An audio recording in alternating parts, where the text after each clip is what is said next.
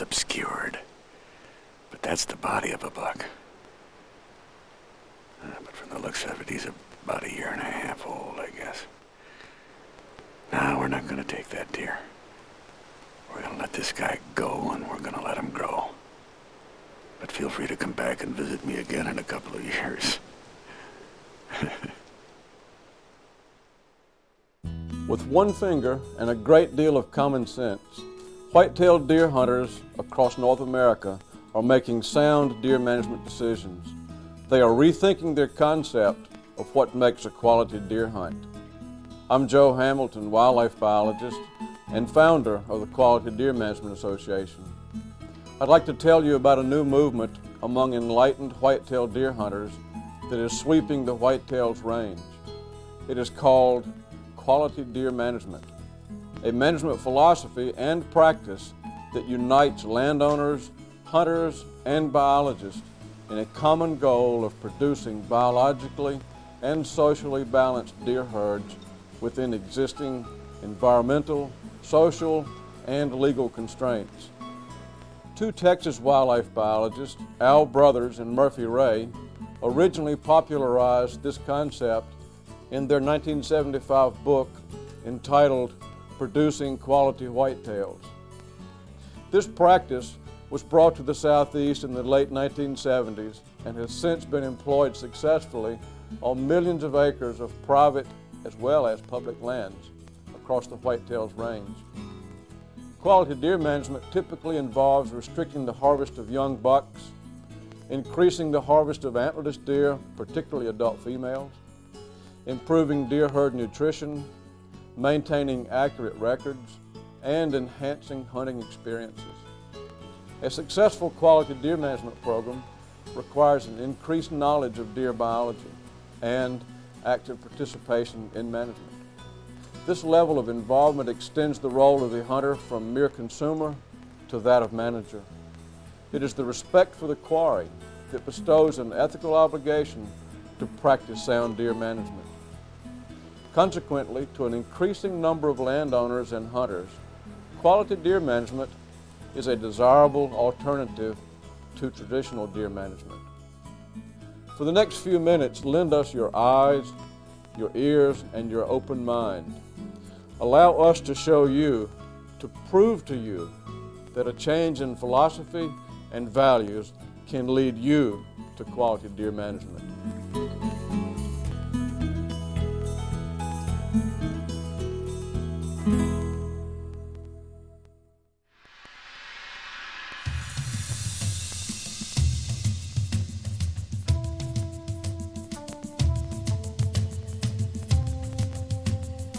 The North American whitetail has been pursued by man for many thousands of years. As a hunter, early man learned to be self-reliant and ingenious in outwitting this, the craftiest of big game. Food and clothing were the early hunter's needs. Survival was his motive. As the millennia passed, the focus of the hunter began to change. Man gradually evolved from hunter-gatherer to agriculturist. And with that change, hunting became less of a necessity and more of a sport whose roots are anchored firmly in tradition.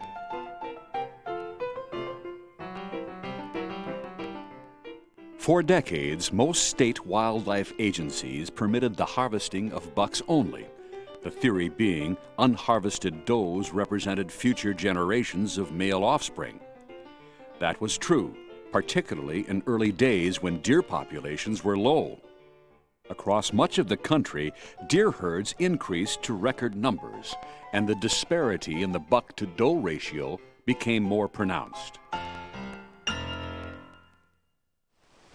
But then, astute wildlife managers recognized the importance of maintaining a healthy deer herd in proper balance with existing habitat conditions. Regulations were changed, and deer herd density began to be controlled with the issuing of antlerless deer permits and limited doe seasons. But with decades of tradition comes a mindset. A buck, any buck, is far more desirable to harvest than a doe. And unfortunately, that is nearly as true today as it was 50 years ago. This deer is what we call a 1-. It's approximately a year to year and a half old. When I opened up the jaw, I was able to pop the milk tooth out. The molar is just starting to come in underneath it. Deer check-in stations, such as this one in southeastern Wisconsin, are typical of many throughout the whitetails range. And this scenario is repeated season after season. A handful of adult bucks, a small number of antlerless deer, and a disproportionately large number of very young bucks, most just a year and a half old. I had enough time to think it over, and I guess I just figured it had horns, so I may as well take it. Did you apply for doe permit? Yes, I did. I tagged this buck with a hunter's choice.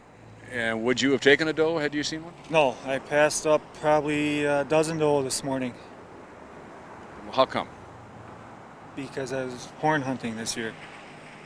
You know, you only got 9 days, and you say, well, if I let that one go, you know, maybe I won't get the next opportunity. I'd rather see a deer like that get passed up, but during gun season, you know, like I said, if I wouldn't shoot it, somebody else would. But if everybody were passing up deer like that, that'd be great. You know, that's what I'd like to see, but it's not happening right now. Unethical hunters? Not at all. Less than sporting? Of course not. But all whitetail hunters have the power of change at their fingertips. By deciding not to harvest that young buck, or perhaps by taking a doe instead, you can take a giant step toward building a healthier and more balanced herd for quality hunting in the future. Most state regulations throughout the whitetails range permit the harvesting of any antlered buck regardless of age. As a result, the large majority of bucks harvested are yearlings, yet to see their second year of life. And so nearly an entire age class of antlered deer is eliminated each year. We're looking at an eastern red cedar tree. This tree grows throughout most of the whitetails range. And as we can see on this Grant Woods is a wildlife biologist and a strong proponent of the quality deer management concept. Like many wildlife experts, Woods advocates allowing young bucks to reach maturity and keeping the herd's sex ratio as close to 1-to-1 as possible. And that means harvesting does. You know, you only have so much room out there. There's only so many groceries per acre, so to speak. So if you're leaving these spikes in a program where you were harvesting them before you started a quality deer management program, you've got to maintain that herd density or number of deer per unit area to where there's enough food for all deer to reach their potential. You know, we like to talk about big bucks and how nocturnal they are, but the truth is most of the time they've already been harvested. If we don't harvest enough does to make room for these bucks to get enough to eat, they won't be able to express their antler potential when they reach mature age of 3 or 4 years. You know, I have a statement I like to use with my hunters, and I say, dead deer don't grow. When you harvest a spike buck, you have no way of knowing its potential antler development when it would have been a 2, 3, or 4-year-old mature buck. So when you harvest several spikes off of property, you've eliminated the chance of having a 2 or 3 or 4-year-old deer in the future.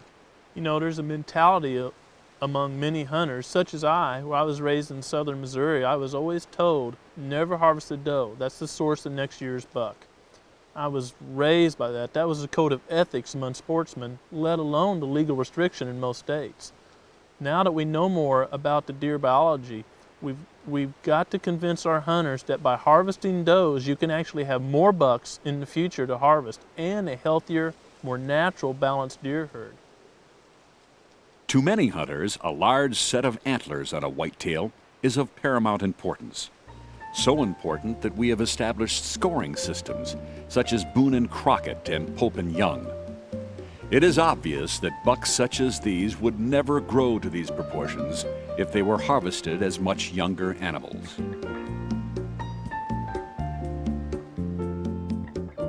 Exhaustive research on whitetail antler development is being conducted at Mississippi State University. Dr. Harry Jacobson, former professor of wildlife management at the university, has directed these studies over the past 2 decades. Detailed records have been kept on the antler growth of over 300 captive male deer at Mississippi State. Video records have also been kept and provide graphic proof of how rapidly the whitetail's antlers can grow.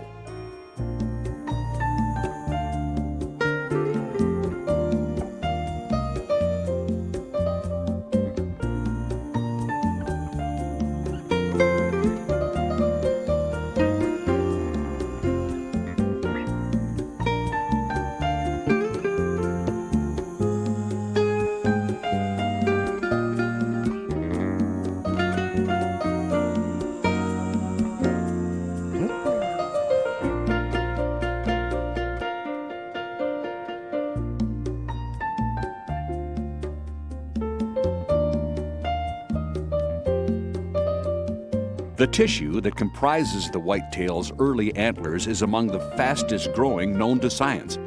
In fact, the antler tissue grows so rapidly it has been used as a model to study cancer cell growth in humans. Each December, the pen bucks yield their antlers to additional study at the university.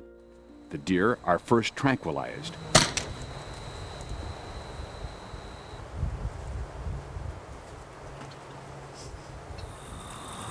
Circumference left.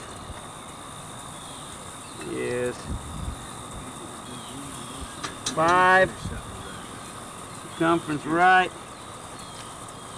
Yes. 5 and 5/8. Each antler is carefully removed.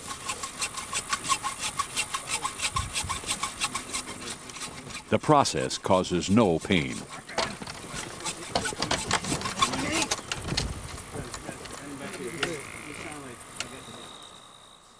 The deer are then returned to the pen.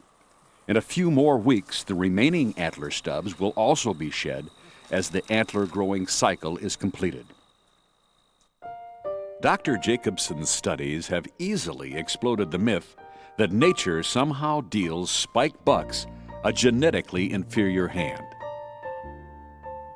Well, let me just give you one example of one of our captive deer. Very typical of the bucks that we've had that were spikes as a year and a half. His first set of antlers. Second set of antlers, the same buck, he went from spike to 8 points.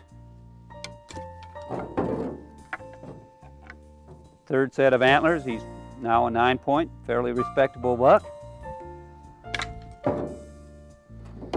And fourth set of antlers, he's now a 11-point buck, very respectable buck. And the same buck at 5.5. Now, this was a spike buck.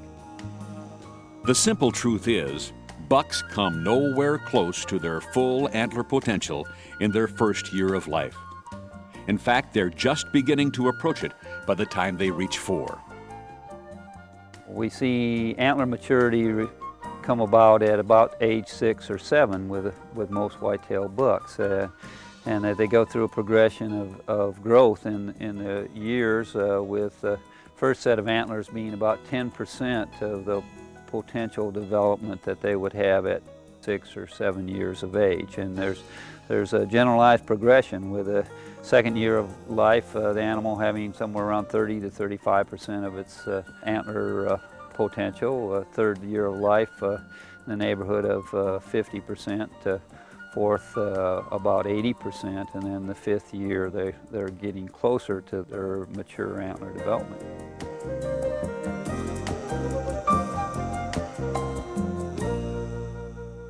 Dr. Jacobson's data collection goes far beyond pen-raised deer.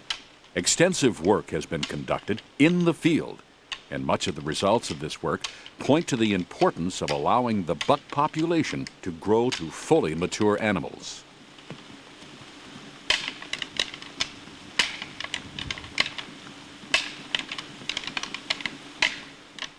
One of the questions is, well, if I don't shoot that animal, then the probability that he'll be there the next year is may be diminished, and I might not have the same recreational opportunities. Well, from our studies on deer in the wild, where we've radio collared now some 250 bucks in Mississippi and watched them for the last 8 years, we found that unless that deer is shot, he has a 98% probability of surviving, or greater than a 98% probability of surviving from that first year of life to that second set of antlers.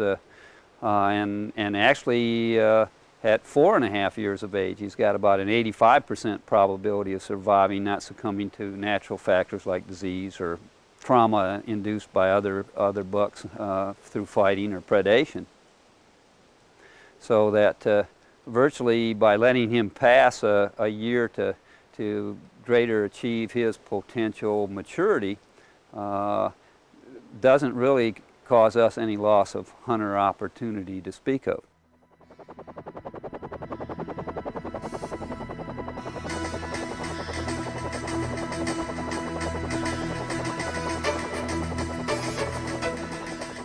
This 3,000-acre farm in south-central Missouri is home to several hundred whitetails. For years, there have been many deer on the property, and for years, traditional hunting rules were applied. If a deer had antlers of any kind, it was fair game. The hunters continued to see large numbers of does, but mature buck sightings had become rare. It became obvious to farm owner John Woods something was happening to the deer herd, and that perhaps the whitetail harvesting technique on his farm was flawed. We had really a very undesirable buck-doe ratio, practically 10 to 1, 10 doe for every buck. And naturally, that was part of the problem. So really, it's, as I said, it's been sort of a learning process. We, right away, we started encouraging all of our hunters to apply for doe tags in this particular Unit 41 in south central Missouri. All of the applicants do not get a doe tag, so only about half of our hunters would get doe tags. And it was really a process of teaching the hunters to shoot does. I mean, that was always sort of a sissy kind of a thing to do. You didn't want to, nobody would shoot a doe. So I think we've achieved that, and the hunters have found that the does taste just as good. Most of our hunters love to eat the venison. And so the hunt rules on the Woods farm were changed. Hunters were encouraged to apply for doe permits. And immature bucks with an antler spread narrower than the width of its ears were protected. You would see this in the woods and say, oh, that's a cull buck. I'll get that thing out of the genetics. It's not worth anything. Well, I mean, he's got a nice trophy on his wall now because somebody ended up passing it up for a couple of years. Each year at the pre-hunt meeting on the Woods farm, the quality deer management philosophy is reinforced. Hunting gets fun again. You know, it's awful exciting to go to a stand in the morning and really genuinely know that you have an opportunity to shoot a mature buck. And you know, every one of you here are managers. Whenever you draw that bowstring back or you put that buck in the scope, and whenever you pull that trigger, when you pull that trigger, you're making a management decision. Dead deer don't grow. The Woods farm is a good example of quality deer management at work. After just 3 years under this approach, the results were amazing. The adult-sex ratio closed dramatically, and the mature bucks are back. Oh, there's no question that it works. We have enough years of research under our belt now to say without a shadow of a doubt that quality management works, and it's been shown to be effective in varying habitats from southern Texas to Canada, and this research has shown that by balancing the sex ratio of that herd, balancing that herd to its environment, and increasing the male age structure by letting young bucks walk, that you produce a better quality herd, a healthier herd, and better hunting opportunities for the future. When the sex ratio of a deer herd is out of balance, there are a number of potentially negative implications. With too many does for the relative number of bucks. Does have a chance of missing their breeding cycle during the fall. For each cycle that they miss, they have to wait 1 month, which is their length of time between breeding cycles, before they can potentially breed again. And this is particularly a problem in southern latitudes where deer may experience 3 and 4 breeding cycles before they're actually conceived or bred by a buck. And this causes fawns to be born late in the year, later than they should be. These fawns have very low weaning weights and have been shown to be lower quality adults that some never catch up with their cohorts or others born that same year at the right time. Within the Quality Deer Management Association, there exists a brain trust of nearly 50 of the nation's leading wildlife scientists and specialists, dedicated to learning all there is to know about these majestic creatures. The end result will be better resource management. Deer hunters and landowners need reliable and unbiased information to make sound deer management decisions. That type of information comes through scientific research most commonly. Therefore, we're very active supporters of deer research across the whitetails range, and we believe it's our role as an association to bridge the gap between landowners, hunters, and researchers. And we do that by gathering this information, the latest deer management results, and disseminating that to landowners and hunters in an easily understandable format so that they can put it in place on the ground.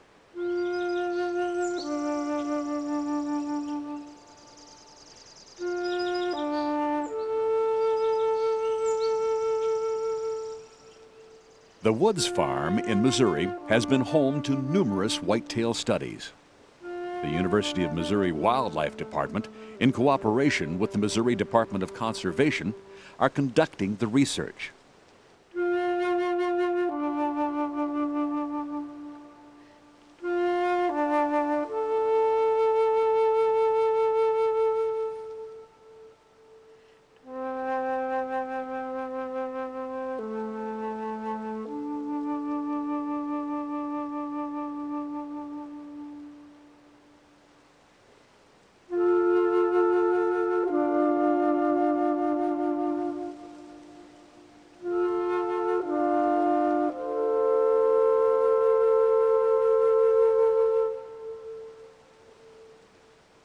One, two, red light, 3.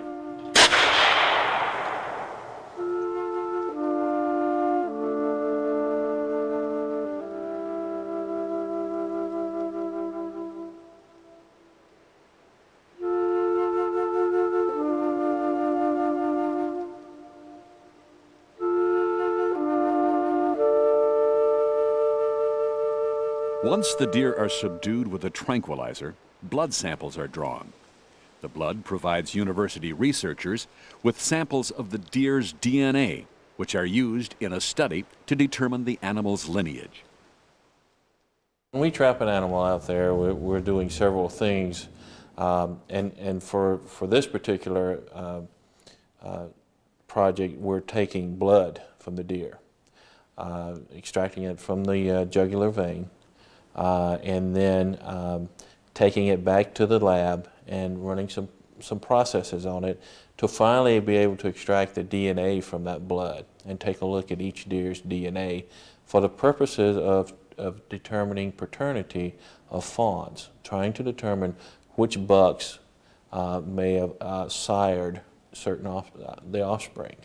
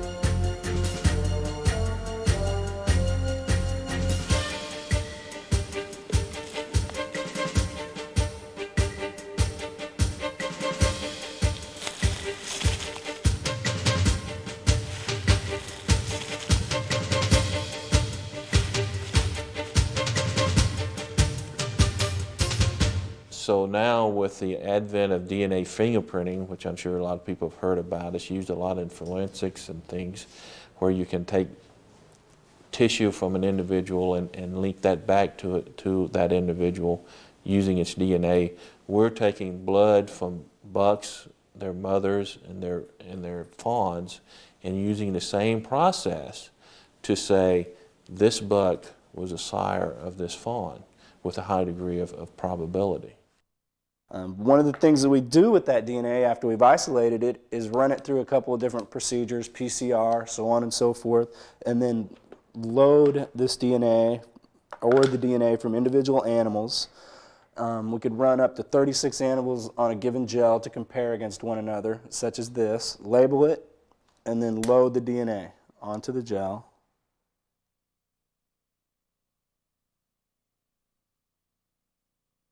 Then we run current through, and the DNA migrates down the gel between the two glass plates and separates itself out based on size. From this, we're able to develop a radiograph similar to this where we can compare the DNA fingerprint of one individual to another. Methods of tracking deer movement are also being studied on the Woods Farm. Many deer have been outfitted with radio collars and then released. The collars emit low-frequency radio signals, which are picked up by a receiver in the tracking truck.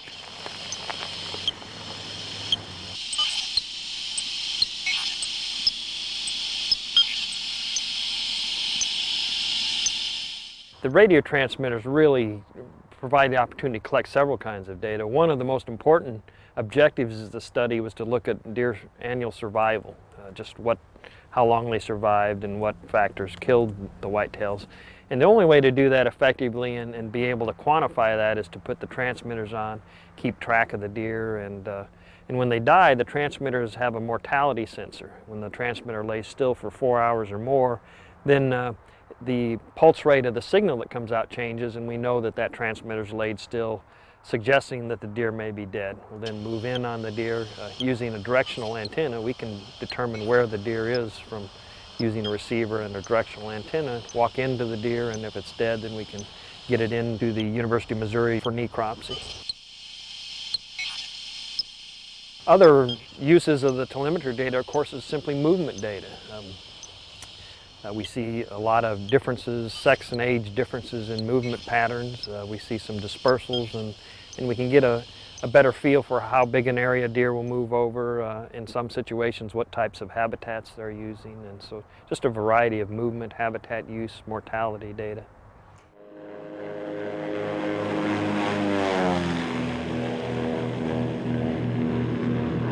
Raleigh Unicom, this is Skymaster 726 Alpha Sierra 2300 over the airport on the top of Raleigh. New methods for estimating deer density are also being studied. This particular one is conducted from the air. Got some deer. Whitetail. I got 3 of them. I got a visual. Okay. Focus here. Got 3 of them. 4 of them. I'll get some real good close-ups of them, Dan. Okay, going in for 4 deer right there. Rolling in. Traditionally, we've been using a helicopter over snow to count deer, and with this new infrared technology, we're trying to look at the ability of infrared scanners to count deer. And we made replicate flights over these areas with helicopters and with fixed-wing aircraft that had infrared cameras on them. And we videotaped the deer, and then we went back and reviewed those videotapes and tried to come up with an estimate of the population.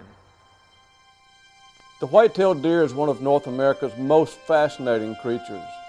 For the Quality Deer Management Association and for deer researchers everywhere, the allure of the whitetail is considerable. In fact, more than 500 of the association's members are professional wildlife biologists, researchers, or foresters. Quality Deer Management began as a grassroots movement supported by some of the brightest minds in wildlife management. The message has spread like wildfire throughout North America and even to other deer species in several foreign countries. As a professor at the University of Georgia, I was involved in the Dooley County experiment. In this experiment, the State Department of Natural Resources, in cooperation with hunters and landowners, established a 15-inch minimum antler spread for legally harvested bucks. In addition to this, they also allowed for more does to be harvested. And the results of this have been dramatic. In a 3-year period which the experiment lasted, the numbers of adult bucks in the harvest increased well over 100%. The hunters were extremely pleased, as you might guess, and a poll at the end of the experiment indicated that about 90% of the hunters were in favor of continuing quality deer management regulations. This trend, in fact, has spread to other counties in Georgia and is spreading into other states throughout the country. New York, Michigan, Arkansas, Delaware, Mississippi, just to name a few, are in some stages of establishing some kind of a quality deer management regulation. I would certainly suggest joining the Quality Deer Management Association. I would suggest reading all of the literature is available. Most of the state conservation commissions have a lot of reading. Certainly all the deer and deer hunting type publications. You're seeing more and more articles in those publications that are talking about really the successes out there of the quality deer management movement. It makes sense biologically, ecologically, and I think for those hunters who are interested in not quantities of animals, but what qualities they might want to harvest, it makes a lot of sense under those situations. Quality deer management takes hunters and you become from just an end user, a consumer only, to giving back to the resource. You switch roles to being a manager. And I've never met a hunter from Canada to Florida, places I've worked, that did not enjoy that educational process. Some places in the southeast, probably 80 to 90% of our yearling bucks are spike antlered. And so if you concentrate your harvest on those, you're going to eliminate not only that yearling age class, but you're eliminating the potential of having those same animals at 2, 3, and 4. You need to harvest your does to get that part of the state population down and allow those bucks to accumulate in the older age groups. So you have a more even distribution of age classes and even distribution of sexes. I think the greatest thing is the rewards that you start to see after 2 and 3 years. And it does take several years to really start to see those, the bigger bucks starting to show up more and more. We're stewards of a very important natural resource, the white-tailed deer, and it's a renewable resource. And we've come through an evolution of thinking from the early days when we had very few deer, through the restocking days to a point now where we have, in many cases, too many deer. And so we, as the stewards of that resource, have to take a responsible approach to its management, and it's take an active interest in its long-term future. And we do that by balancing those herds, both biologically, sex ratios biologically within those herds, but also balancing them with its habitat so that not only the white-tailed deer can prosper in that habitat, but other wildlife as well. Through the concepts of ethical hunting and sound deer management, together we can make a difference. Quality deer management is not for everyone, nor is it suitable for every property, because habitat and herd conditions vary greatly. Therefore, the Quality Deer Management Association recommends that you seek professional advice before implementing any deer management program. With a desired combination of conditions and attitudes, quality deer management can work for you. We encourage you to join the ranks of the most influential and respected white-tailed deer organization, the Quality Deer Management Association. I'm Joe Hamilton. Welcome to your new role as a deer manager.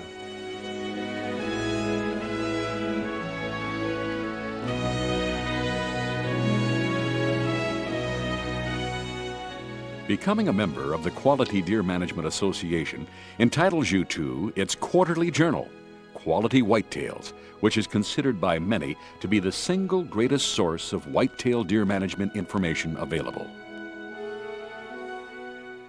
Educational books like Quality Whitetails, which was compiled by 24 of the most knowledgeable deer biologists in North America. Expert speakers for deer management seminars. You and you all have a unique opportunity. Discounts on QDMA merchandise and clothing.